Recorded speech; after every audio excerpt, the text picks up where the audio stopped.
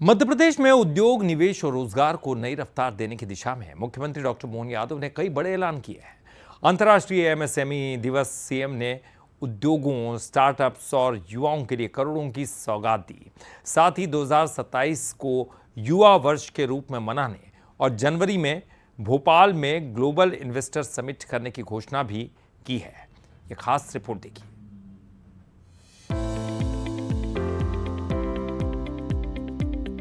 मध्य प्रदेश की अर्थव्यवस्था को नई ऊंचाइयों तक पहुंचाने के लिए मुख्यमंत्री doctor Mohan Yadav MSME sector को सबसे बड़ी ताकत बनाने के मिशन पर काम कर रहे हैं। उद्योगों को वित्तीय सहायता, स्टार्टअप्स को प्रोत्साहन और निवेश को बढ़ावा देने के लिए सरकार लगातार नई पहल कर रही है। लक्ष्य साफ है, रोजगार के नए अवसर, स्थानीय उद्यमों को मजबूती और निवेशकों के लिए बेहतर माहौल तैयार करना।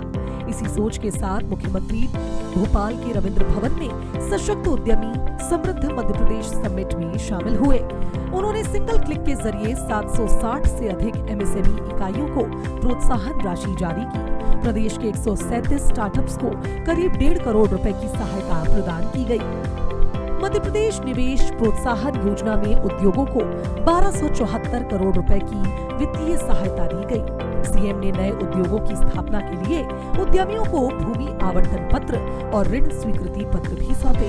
कार्यक्रम में मुख्यमंत्री डॉक्टर मोहन यादव ने 2027 को युवा वर्ष के रूप में मनाने और अगले साल जनवरी में भोपाल में ग्लोबल इन्वेस्टर समिट करने का ऐलान किया। हमारे लिए आने वाली जीआईएसबी भोपाल में ही होने वाली है। जोरदार अभिनंदन करें, जिसमें हमने माननीय प्रधानमंत्री जी को आमंत्रित करते हुए एक बार फिर संकल्प लिया है। और ये कृषि का वर्ष है, खास करके एग्रीकल्चर सेक्टर में भी रोजगार की बहुत सारी संभावना है। ऐसे में सभी सेक्टर में हम आगे बढ़ रहे हैं और 2027 के लिए भी हम कटिबद्ध हैं। 2027 हमारा युवा वर्ष के रूप में रहने वाला है। एक एक करके हम अपनी उस प्रकार के मिशन की तरफ भी चल रहे हैं, जो चारों मिशन हमने बनाए थे। समिट में देवास, उज्जैन समेत कई जिलों को नए एमएसएमई भवनों की सौगात मिली। कई जिलों में नए औद्योगिक भूखंड आवंटित किए गए। वहीं स्टार्टअप्स को बढ़ावा देने के लिए कई एमओयू भी हुए। मुख्यमंत्री ने कहा कि प्रदेश में महिला उद्यमियों की भागीदारी तेजी से बढ़ रही है। निवेश का माहौल पहले से अधिक मजबूत हुआ है और मध्य प्रदेश अब विकसित राज्य बनने की दिशा में तेजी से आगे बढ़ रहा है।